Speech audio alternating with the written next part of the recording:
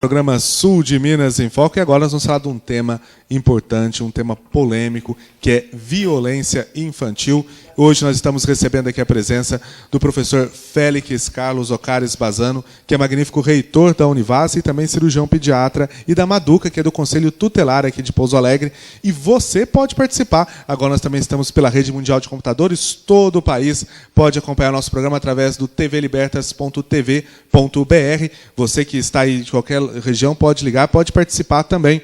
Nosso e-mail vai aparecer durante nossa entrevista, suldeminasinfoco@gmail, ou pelo telefone 35-3422-1049. É só participar, e nosso tema hoje é violência doméstica. Vou pedir para o professor Félix se apresentar e, na sequência, a Maduca também fazer sua apresentação. Boa noite para todos os seus televidentes. É uma satisfação mais uma vez estar aqui e tratar de um assunto delicado, extremamente preocupante e, sobretudo, difícil, mas que é necessário alertar a população e, principalmente, proteger as nossas crianças. Estamos, Lucas, contentes de participar e que, de alguma forma, a gente poder colaborar será uma satisfação junto aos seus telespectadores. Maduca. Boa noite, Lucas. Boa noite, Félix. É um prazer estar do seu lado. É um prazer poder estar novamente aqui para falar desse assunto, que realmente é um assunto muito sério, que muito nos preocupa, que tem crescido muito, né? A gente que está lá no conselho, eu falo que nós somos a porta de entrada desses problemas. Então, a gente está aqui para tentar esclarecer a população, como fazer para minimizar esse problema, né? Então, eu sou Maduca, conselheira tutelar há 7 anos, estou encerrando meu mandato em julho, mas feliz com o que eu pude fazer para as crianças e adolescentes da nossa cidade. E você de casa pode participar ao vivo por telefone 35-3422-1049 e interagir aqui também no nosso debate aqui. Primeiro eu vou começar com a Maduca. Maduca, você que atua no Conselho Tutelar, quais são as principais causas de violência que você vê que o Conselho Tutelar é acionado? Ô, Lucas, infelizmente, a questão da droga, a questão do alcoolismo, né? E as nossas crianças, elas são vitimizadas constantemente por esses problemas. Então, eu sempre digo que os problemas são todos estruturais, de família, realmente, né? Essa violência, muitas vezes a gente se surpreende, porque dentro de um índice de atendimento que nós fazemos lá, 90% das violências são causadas dentro da própria casa pelos próprios pais, ou seja, aqueles que tinham que proteger as crianças são os que mais fazem isso. E eu falo que a droga, o alcoolismo, o desemprego, são causas que geram esse problema. Professor Félix, o senhor que atua no Hospital Cirurgião, na cirurgia de pediatria do Samuel Libânio, como profissional, o que o senhor tem para contar de casos de violência infantil? Lucas, é uma realidade desagradável, extremamente difícil interpretação, difícil diagnóstico, mas muito frequente, muito presente, como a Maduca falou muito claramente, sempre relacionado a um ambiente familiar que não está muito estruturado, muito equilibrado. E esse ambiente familiar, a utilização de drogas pelos pais.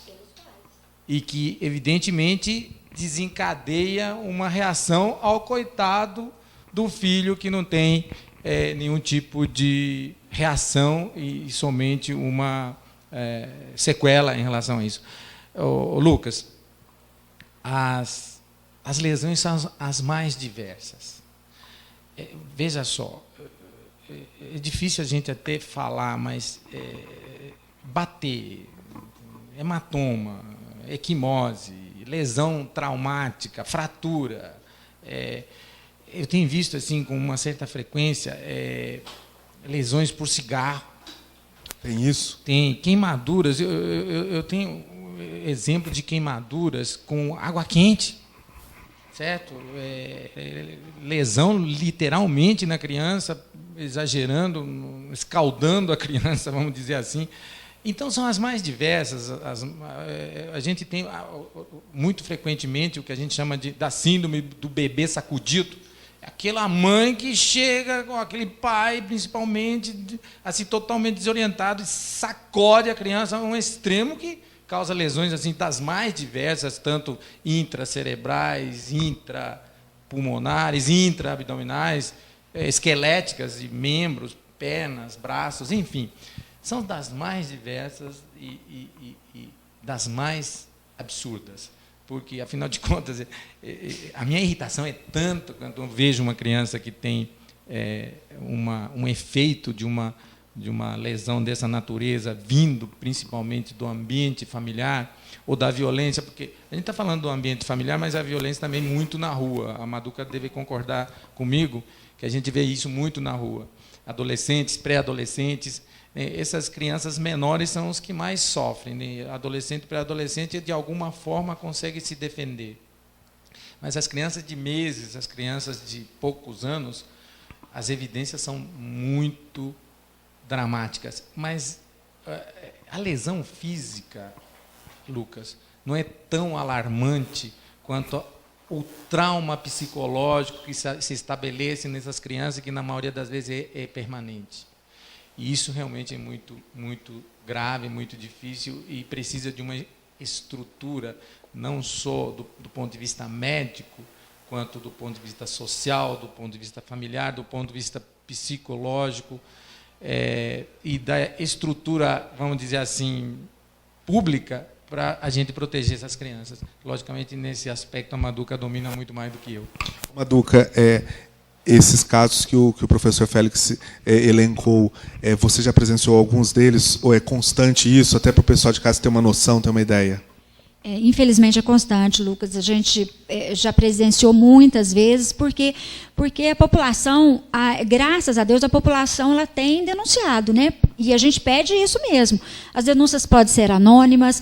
Eu sempre falo, a gente não tem bola de cristal na nossa mesa para saber onde tem uma criança sofrendo algum tipo de violência. Então é preciso que essas denúncias venham até nós. Quando o Félix falou aí de queimadura de cigarro, eu presenciei eu até inclusive fui com essa criança até o hospital. E eu não acreditava que aquilo tinha sido feito na casa dela, pelo avô da criança. A menina tinha marcas profundas de cigarro na barriga, na coxinha, nas duas coxas, na barriga, mas é aquele círculo realmente da queimadura do cigarro.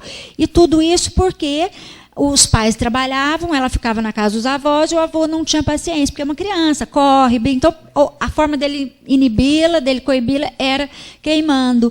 E o mais sério ainda, nesse caso, eu achei que foi a conivência de todo mundo, porque é claro que é uma criança, a mãe deu banho e viu, e não denunciou. Nós fomos alertados pela escola.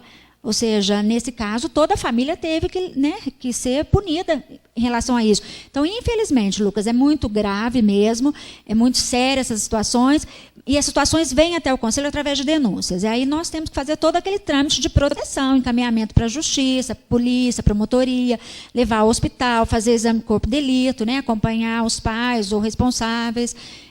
Mas é bastante sério, sim. Maduca, quando acontece isso, por exemplo, nesse caso, um exemplo, os pais perdem a guarda da criança, o que o Conselho Tutelar faz para tentar evitar ou ampliar esse problema? Tá. A questão da guarda é uma decisão judicial. Então, nós temos que encaminhar todos esses casos para a promotoria. O Conselho não tem, diferente, até é bom até estar aqui para esclarecer isso, diferente do que a população, do que a sociedade pensa, o Conselho não dá guarda, não tira guarda, não. Quem faz isso é a Justiça. Nós temos o dever de zelar pelos direitos, né, dessas crianças, onde elas estão tendo seus direitos violados. Então, quando a gente recebe uma informação dessa, nós temos que proteger essa criança de alguma forma. Se o problema está acontecendo dentro da casa, então nós temos que protegê-la daquele ambiente. Então, a gente encaminha a situação para a promotoria, para o juiz, para assistentes sociais, e aí eles vão fazer todo um levantamento. Se tiver um outro familiar, se tiver alguém que possa ficar com essa criança, o último caso seria o caso do acolhimento. O acolhimento seria o último caso, porque já é também romper laços familiares. Então, o juiz e o promotor que vão determinar ou o afastamento do agressor, né? Se for realmente um agressor, afasta-se o agressor. Se for toda a família, aí é mais fácil tirar a criança e dar para um outro parente, nem ficar com ela, até que se restabeleça tudo isso. Porque a gente entende também, Lucas, que esse problema, essas pessoas que fazem isso também precisam ser trabalhadas. De repente são vítimas, foram vítimas, cresceram dentro desse sistema, dessa bola de neve, e continuam sendo agressores, né? Sofreram agressões e são agressores. Então, essas famílias precisam ser trabalhadas. E é aí que eu falo que entra a equipe técnica, né? Ou seja, assistente social, psicólogo, para trabalhar, porque o desejo é de que essas crianças retornem para as suas famílias. Ô Félix, e o senhor deve ter um contato constante com a Maduca, com os conselheiros tutelares, até por conta disso. No caso dessa agressão, quando chega a criança a ter ferimentos, a criança...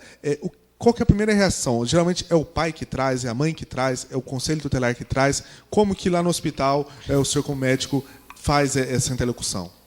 Veja só, Lucas, todos trazem. É o pai, é a mãe, é o conselho tutelar muito frequentemente e muitas das vezes, é alguém que está enxergando externamente, um vizinho, um conhecido, a escola, e que vem com muito receio, muito medo. Eu já tive situações em que recebi criança da escola, doutor, eu estou trazendo sem o conhecimento dos pais, mas eu não estou aguentando essa situação, está me parecendo uma situação de agressão, me parece que tem alguma coisa estranha com essa criança, ela é muito retraída, ela é muito estranha. Então, vem das mais diversas formas, a gente tem que pensar. Não adianta chegar a criança e a gente diagnosticar que teve um hematoma sugestivo de um trauma e você não pensar que teve um agressor atrás disso, não foi um acidente. Então, temos obrigação de pensar. O profissional tem que ter a competência de abrir a cabeça, de ele mesmo ter um alerta. Porque é assim que a gente chega lá, né, Maduca? Porque são as mais... Tem gente que agride de uma forma tal, Luca, que são imperceptíveis. E a gente percebe apenas o comportamento da criança. A gente fala muito, o pessoal hoje, o comentário é o bullying, né? E é aquela agressão moral. Mas não fica só na agressão moral. Doutor Félix, uma criança que ela é inibida, que ela é agredida, que reação ela vai ter? Como, por exemplo, que o pai, de repente, deixa com uma babá. A gente sabe que existem muitos casos, né? Deixa com a babá e a criança começa a ficar diferente. Como que o pai percebe? Quais são as dicas que o senhor daria? A principal dica é o comportamento da criança. Muda. A criança, normalmente, Lucas, uma criança é muito feliz. É criança, tem que ser criança, e é isso, criança.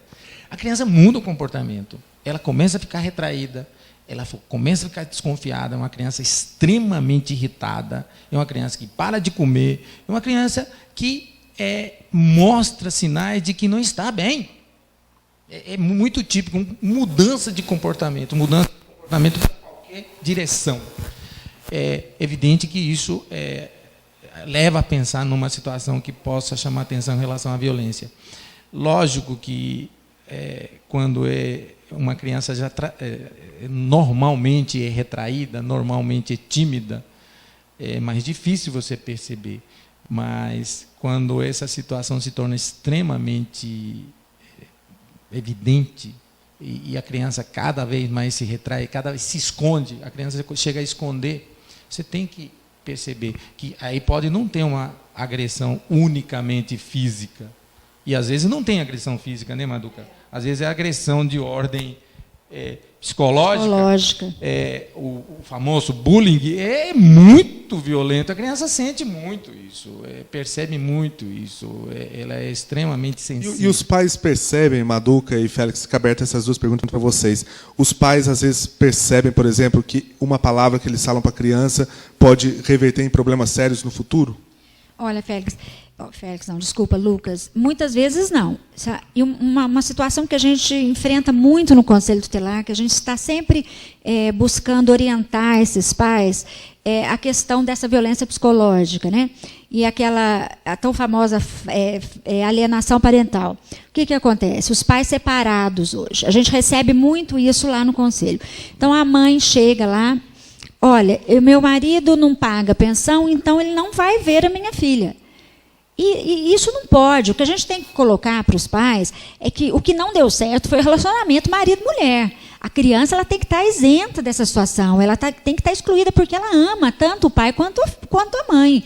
Então, eles não podem fazer isso, porque eles não sabem o trauma que isso causa na criança.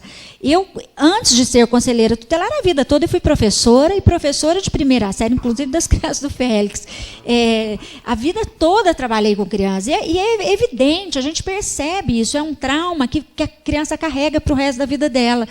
Não vai com seu pai, não vai com seu pai, porque o seu pai está com outro, não vai com a sua mãe, porque a sua mãe vai para a balada, porque não sei o quê.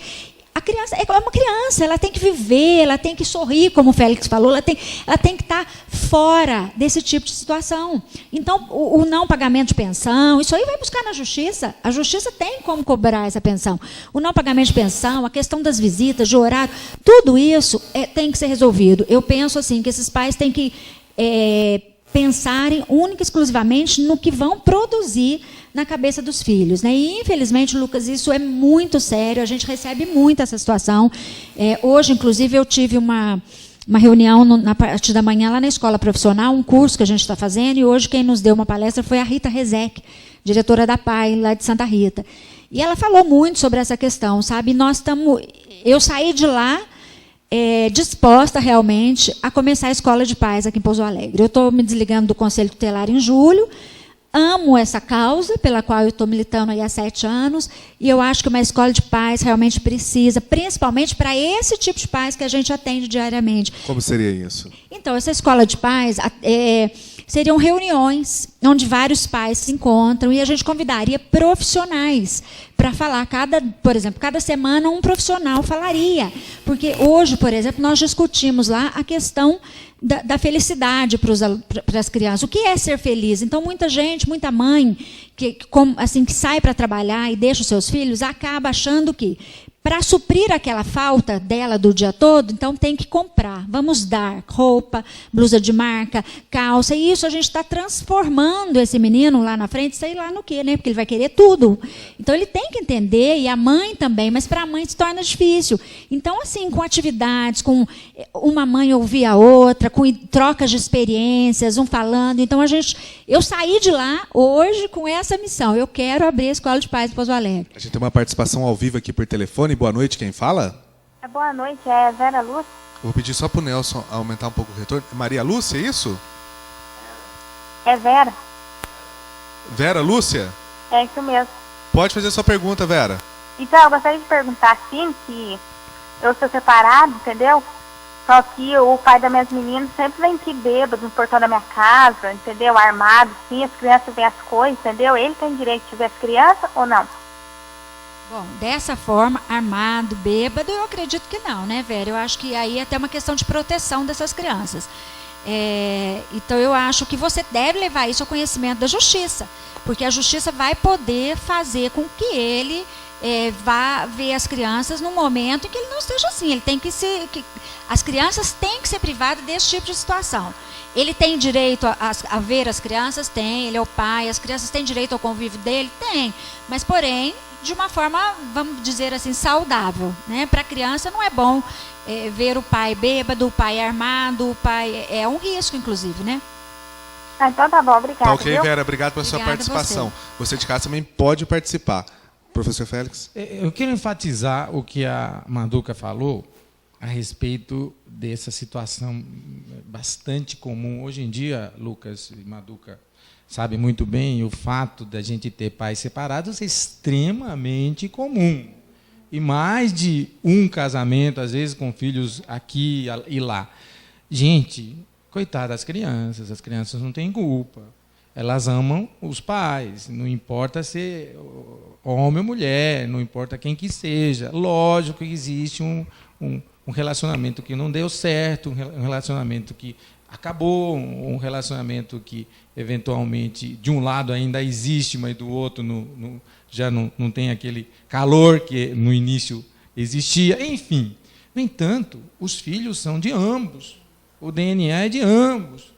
A necessidade do relacionamento, do amor da criança é para ambos.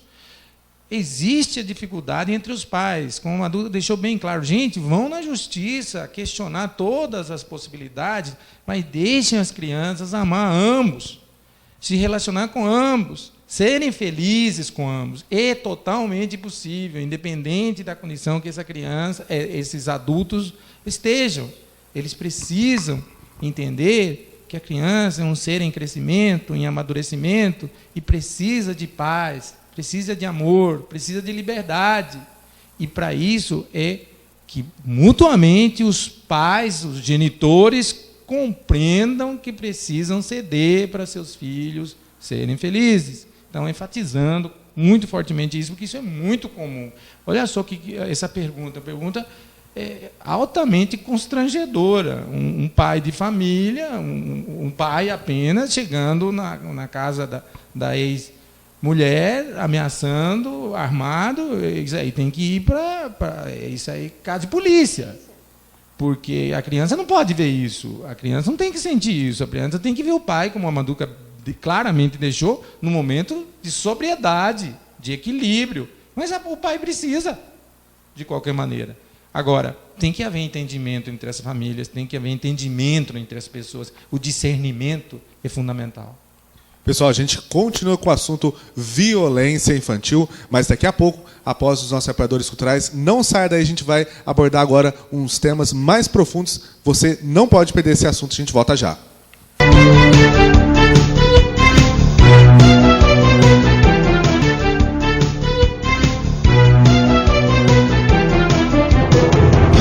Ok, estamos de volta ao vivo com o nosso programa Sul de Minas em Foco, quinta-feira, 15 de março. Lembrando que nós também estamos pela Rede Mundial de Computadores. Nosso endereço eletrônico, nosso sítio institucional é o tvlibertas.tv.br. Você nos acompanha em tempo real. Estamos transmitindo ao vivo em tempo real pela Rede Mundial de Computadores. Você pode também participar ao vivo. O nosso tema agora é violência infantil. Estamos no nosso segundo bloco de entrevistas. E agora vou tentar aprofundar um pouco mais esse assunto, que é um assunto que a gente fala o programa inteiro, a gente quer desdobrar esse assunto porque é um assunto interessante, um assunto importante, que poucas vezes é passado na mídia. A gente percebe que a mídia dá pouco espaço, geralmente só para noticiar, mas não para aprofundar. E nós temos esse objetivo de aprofundar esse assunto. E eu quero perguntar para o professor Félix a parte de violência sexual. Professor Félix, o senhor atende muito isso aqui na nossa região? Vamos longe, vamos aqui no sul de Minas. O senhor já chegou a atender casos de violência sexual contra a criança?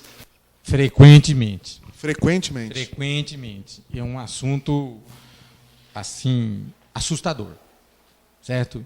E é mais assustador ainda porque conseguem, de uma forma tal, esconder, Manduca. Você sabe muito bem disso. Com certeza, sei. E que quando chegam para a gente, já é numa situação de uma violência extrema e que, às vezes, com sequelas já marcantes. O Lucas, eu vou contar um caso de uma menina de 9 anos que foi violentada durante aproximadamente 3 anos.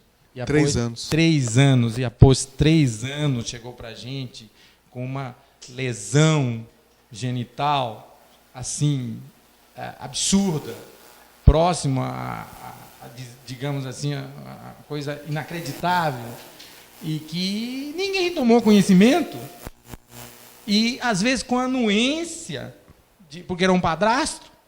Padrasto. Isso aqui na nossa cidade. Aqui na nossa cidade. Aqui na nossa cidade, aqui na nossa região. O conselho acompanhou esse caso. Então você está por dentro, Manduca, desse caso. Coisas assim do arco da velha, certo? E que são coisas extremamente graves. Imagina você, Lucas, imagina o telespectador, quanto que uma criança de 6 anos até os 9 sofrer uma violência desta natureza. O que esta criança será na idade adulta? Qual é a influência que essa criança sofreu do ponto de vista emocional, do ponto de vista psíquico, do ponto de vista intelectual, do ponto de vista do desenvolvimento dessa pessoa? Então, gente, nós temos que abrir muito a nossa lente, nossa ação, nosso desprendimento, porque isso não pode acontecer. Uma coisa assim, é extremamente até irritante falar disso, Lucas, lógico que uma coisa que nós temos que falar é temos que colocar isso na mídia. E a maneira, creio eu, de informar é denunciando.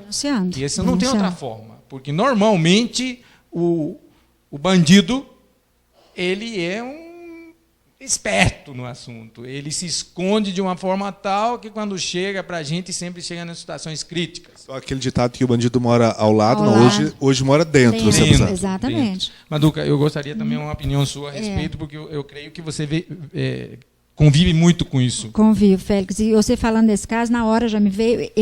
eu ia falar realmente dele, que foi dentro de 7 anos de conselho. Acho que foi um dos casos que mais me chocou. É o caso dessa criança, porque realmente foi pelo padrasto. Agora, eu imagino o seguinte, 3 anos essa criança sendo violentada. Ela chegou no hospital com um grau muito alto, realmente, de infecção, né? E a mãe nunca viu isso em 3 anos, né? A mãe não dá banho na criança, a mãe não troca a calcinha dessa criança, não cuida dessa criança. Então, ela só foi para o hospital porque ela foi passar um fim de semana na casa da tia. E a tia percebeu. Então, a tia entrou em contato com o conselho, já foi para o hospital. Chegando no hospital, os médicos já nos ligaram. E foi uma situação realmente bem séria. E que, no meu entender, eu acho que a justiça agiu corretamente, porque a mãe foi punida tanto quanto o padrasto. Ela levou também uma pena, porque ficou muito claro que existia conivência. O que aconteceu com a criança? A criança, nós fizemos os encaminhamentos de proteção. Então, encaminhamos imediatamente para um atendimento psicológico e a família, essa mesma tia, né, se prontificou a ficar com essa criança. E aí, Lucas, o conselho é basicamente isso, faz esse atendimento inicial, aplica essas medidas de proteção e faz os encaminhamentos. Então, justiça que assumiu esse caso, porque esse caso foi um caso, o padrasto, graças a Deus, está atrás das grades hoje. Então, é um caso que culminou nessa prisão, a mãe também foi condenada, e ela está com um familiar, né, um familiar que pegou a guarda dessa menina hoje. Mas, assim, é uma menina que vai ficar realmente, vai ter que ser trabalhada para o resto da vida dela. São sequelas profundas. Eu conversei com ela. O conselho não pode nem ficar questionando muito. Por quê? Porque nós não somos técnicos para isso. E eu entendo que quanto mais você pergunta, mais você está vitimizando aquela menina. O que ele fazia? Como é que era? Não, a gente não pode ser assim. A gente tem que realmente ter um profissionalismo ali naquele momento. Mas ela vinha até a gente. Ela era muito delicada, ela fazia desenhinho para a gente. Então, eu tinha desenho na parede que ela fez para a tia Madu, que ela fez para a tia Zilda na época, a tia Poliana. Então, ela desenhava bonequinha, ela fazia aqueles desenhos. E ela colocava aquilo ali para a gente, né? E assim, uma menina encantadora e que tem aí uma marca para o resto da vida dela, porque eu acho que não vai esquecer, né? Félix, isso, o que traz para a saúde dessa garota? Um exemplo. E essas relações sexuais que ela teve ao longo do tempo, além do trauma psicológico, pode trazer alguma sequela, algum problema de saúde? Com certeza. Lucas, veja só, vou esquecer um pouquinho esse caso e falar de um outro. Numa cidade aqui próxima. Que chegou a criança com uma laceração genital e anal conjunta, com uma comunicação entre o ânus e a vagina, urinando e evacuando pelo mesmo orifício, em função de abuso sexual. Imagina você que trauma isso, Lucas. Um trauma, sim, para o resto da vida. A gente, logicamente, operou, reconstruiu, mas as sequelas físicas, certamente, a gente não vai poder medir, porque a gente não vai estar no momento que essa pessoa tiver uma família, como vai influenciar isso, mas certamente tem influência. Esta menina, voltando ao nosso assunto, lógico, vamos ter que acompanhar, vamos ter que reavaliar, vamos ter que ficar próximo a ela de uma maneira muito sensível. Porque até para você examinar uma criança com este acometimento, nós temos que ser muito sensíveis, muito cuidadoso, né, Maduca? Muito assim, muito cuidado. Agora, certamente, psicológico é para o resto da vida. O acompanhamento necessitará ser permanente. De uma forma ou de outra, ela se arranja de uma forma tal a essas pessoas, como a Manduca citou, desses desenhos, dessa interação que essa criança tem. É uma maneira dela se comunicar. E isso ela vai precisar, porque, afinal de contas, o sofrimento que uma criança tem numa situação dessa, ele é tão arraigado dentro da mente que é muito difícil ser banido. Então, a sequela emocional ela é extremamente violenta. Assim, é difícil até de achar um termo correto para a gente falar, mas é terrível. Terrível. A sequela física, evidentemente, que é dramática. Imagina, Paulo, quando você Lucas, você se defronta perante uma criança com uma lesão dessas. Certo? Primeiro, eu normalmente fico revoltado, extremamente revoltado. Eu me preparei para trabalhar essas situações, mas não numa situação dessas. Evidentemente que eu tenho crianças que nascem com algum tipo de problema dessa natureza, que eu fui preparado para agir perante uma situação dessa que a natureza deixou acontecer de uma forma ou de outra, a gente nunca sabe, tem uma explicação muito contundente. No entanto, uma banalidade dessa, de um abuso sexual, a ponto de causar um defeito físico numa criança, é evidente que deixa a gente completamente... eu, particularmente, fico desnorteado, fico assim, irritado, de uma forma tal que, primeiro, eu não consigo saber o que eu vou fazer. Eu falei, gente, chama alguém, chama o conselho tutelar, chama o delegado, chama o juiz, chama todo mundo, porque a gente quer alguém, de uma forma geral, que te dê outras informações para você agir de uma forma ou de outra. Então é muito dramático, muito grave. Não é incomum, deixar bem claro para a população, não é incomum. A gente está falando de casos isolados como ponto de referência ao que acontece normalmente. Mas esses bandidos são argilosos, absolutamente ardilosos. Eles são espertos, eles sabem esconder, eles fazem com que não tenha um trauma tão violento na criança do ponto de vista físico, para eles não terem que levar a criança no hospital, para não ter que ir no conselho. Vocês fazem de caso pensado. Fazem totalmente de caso pensado. Nós temos que chamar a atenção também hoje, Lucas, com muita veemência, Manduca vai concordar comigo. São duas situações que eu queria levantar, já que nós estamos falando de abuso sexual, abuso em criança, é a pedofilia. É a tal da internet, é a tal da mídia. É um problema muito sério, muito comum. Nós temos que alertar os pais com muita propriedade de que tem que tomar conta do que os filhos estão fazendo na internet. Tem que ficar sempre vigiando. Tem que ficar atento, tem que ficar espertos, porque por aí vem os problemas. São problemas repetitivos, extremamente comuns, e que nós temos que aprender a lidar no dia a dia, porque, logicamente, que o retrocesso da tecnologia não é possível, pelo contrário, vamos avançar ainda muito mais. Mas é um problema, é uma das coisas que gostaria de alertar, e eu quero que a Manduca dê a opinião dela, e para eu não esquecer o outro assunto, é sobre o uso de drogas no adolescente e no pré-adolescente. E principalmente na adolescente grávida.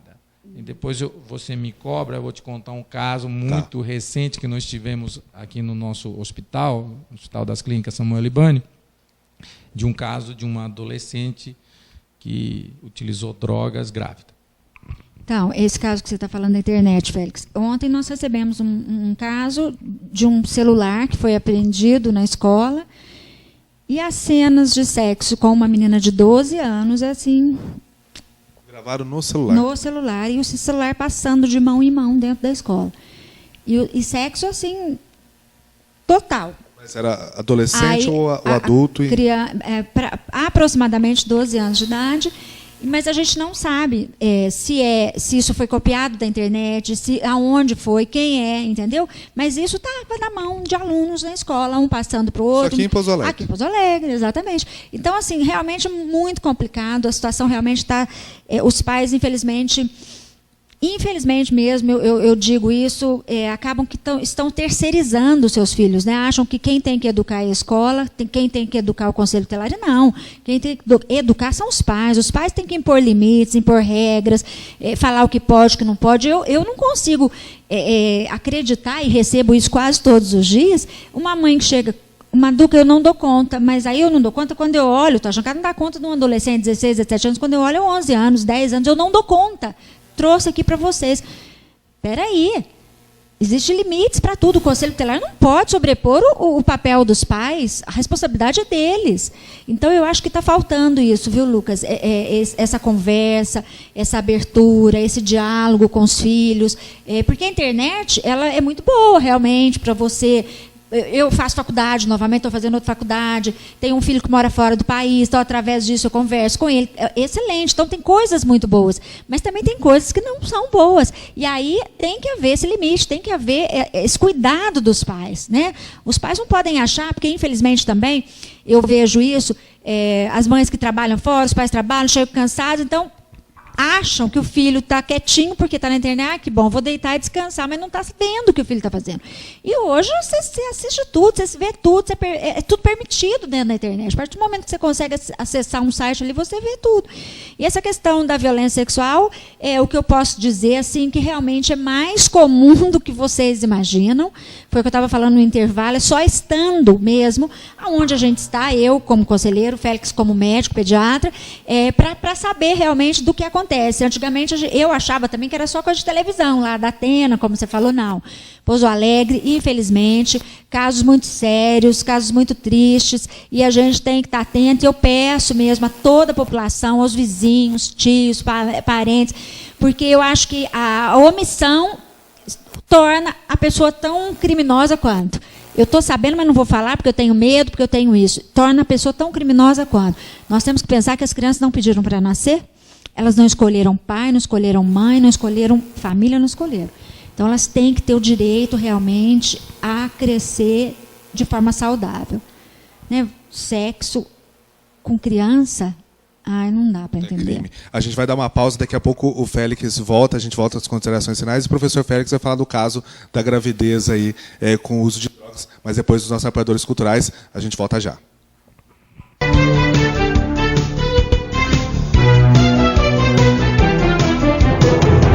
Ok, nosso programa hoje, nosso tema violência infantil está dando repercussão, mas a gente infelizmente está com o tempo curtíssimo, não dá mais para a gente explanar. Eu vou combinar com a Maduca, com o professor Félix, a gente voltar novamente nos próximos programas para abordar esse tema. Mas antes eu vou querer que o professor Félix fale do caso da mulher grávida que usava drogas, né, professor? Então, veja só como é que o desconhecimento chega a um limite que não tem parâmetros. Então, uma adolescente grávida, muito comum nos dias de hoje, muito frequente, e adolescente grávida, extremamente adolescente, quer dizer, muito jovem, e consumindo drogas. E droga da mais diversa natureza. Eis que a menina teve um filho, eis que o filho nasceu com malformação, nasceu, vou falar especificamente qual que foi o problema, nasceu sem esôfago, ou parte do esôfago sem formar, e o nosso residente, na época, chegou para mim e perguntou: Félix, qual seria a causa dessa malformação? Aí falei para ele, malformação anatômica, embriológica, tal, mas nos dias de hoje, nós precisamos muito perguntar sobre o consumo de drogas ilícitas, drogas lícitas também, e principalmente venenos, organofosforados, venenos utilizados em lavouras de uma forma geral, que muitas das vezes essas mães adolescentes entram em contato, ou as mães propriamente entram em contato com uma lavoura de morango, por exemplo, batata. Vai lá, coitada, está trabalhando lá grávida e acaba tendo uma malformação por conta de veneno. Mas especificamente esse caso, nosso residente foi lá conversar com a mãe, perguntando para a mãe sobre se ela tinha utilizado algum tipo de droga, tinha entrado em contato com algum veneno. Aí, não, usei droga, sim, uso, sou adolescente, moro na rua, assim, assado, tal. E quais drogas você usou? Crack, cocaína, maconha, álcool, fumei. Aí o residente chegou para mim depois de fazer a análise, a anamnese, que a gente chama, doutor, eu não sei qual das drogas que causou, porque eu nunca ouvi falar tantas drogas sendo utilizadas durante a gravidez. E o pior, ele falou para mim, mas o que é o pior? É o seguinte, falou assim para mim, mas isso faz mal para a criança? Nossa. Então eu queria contar justamente por conta disso. Meu Deus, onde está o nosso conhecimento? Onde está a nossa educação? Aquilo que nós discutimos agora. Meu Deus, não é a escola que vai dar à criança todo o conhecimento. A educação começa dentro do ambiente familiar, no equilíbrio familiar, e na postura familiar, e nos limites que a família impõe. E, logicamente, vai ser um adolescente equilibrado. Então, só para chamar a atenção que, olha só, Lucas, e isso faz mal? É um cúmulo que eu já ouvi. É isso mesmo, infelizmente. Bom, eu queria vocês verem, a gente não tem mais tempo, infelizmente. Quero agradecer a presença da Maduca, a presença do professor Félix, que esclareceu, trouxe esse tema polêmico, mas um tema necessário para a nossa comunidade sul-mineira, para todos agora os internautas, né, do Brasil inteiro, do mundo inteiro que acompanha nosso programa também pela internet em tempo real. Então, é um tema que a gente vai retornar a abordar isso em breve aqui. Vamos ver se a gente consegue trazer um juiz, a gente incrementa um pouco mais o diálogo, para fazer um debate em que seja um programa especial mesmo, com 1 hora de duração. Quero agradecer a presença da Maduca, mais uma vez, pela disponibilidade de estar aqui no nosso programa, esclarecendo as dúvidas aqui dos nossos telespectadores, Maduca. Ô, Lucas, eu agradeço. Fico muito feliz de estar aqui podendo falar disso, né? Porque muitas vezes a gente não consegue atingir um público maior para falar dessa importância, desse tema. Me coloco à disposição. Agradeço aos telespectadores, né, que estão nos ouvindo. O Conselho Tutelar está situado à Rua Dom Assis, número 36. Nós estamos lá das 8 às 6 da tarde, trabalhando, ouvindo, acolhendo as denúncias. Onde você percebe que tem uma criança tendo o seu direito violado, vá nos procurar para que a gente possa dar os encaminhamentos necessários, né, e fazer com que essa situação minimize. É muito difícil, porque nós somos só 5 para uma cidade toda. Mas a gente faz o possível e o impossível a gente está tentando fazer também. Muito obrigada, Lucas. Obrigada, Félix, também pela presença. Foi muito bom te ver. Professor Félix, quero agradecer também a sua disponibilidade, sua presença aqui, levando um pouco dos seus conhecimentos, seus vastos conhecimentos como professor, experiência como cirurgião pediatra, experiência da vida também para os nossos telespectadores e para o mundo inteiro agora através da internet. Lucas, satisfação de estar contigo. Maduca, satisfação de rever você, nossos filhos amigos, convivemos muitos anos, você é educadora. Então, agora no Conselho Tutelar, muito comprometida com essa causa. E, Lucas, parabéns a você, porque é um assunto chato, às vezes muito indigesto, mas que nossa população precisa saber, Lucas. Então, te parabenizo, estou à disposição, é uma satisfação. Espero realmente que, de alguma forma, tenha atingido a população nossa de Pouso Alegre e região e a mídia toda da internet que você está levando hoje. E felicidades para nossas crianças, porque em prol dela a gente faz qualquer negócio. Mais uma vez, obrigado, professor Félix, obrigado, Maduca. A gente vai agora falar de saúde, a gente estava comentando de saúde, é bom a gente ter nossos filhos saudáveis, né? A nós mesmos saudáveis, manter nossa saúde em dia, e a Drogaria Americana ela tem esse auxílio. A gente vai ver o recadinho da Drogaria Americana e, na sequência, vamos falar sobre declaração de imposto de renda. O leão está chegando ali, está querendo morder todo mundo, e a gente vai saber como fazer para evitar essa mordida do leão, mas antes a gente vai ver o recadinho da Drogaria Americana.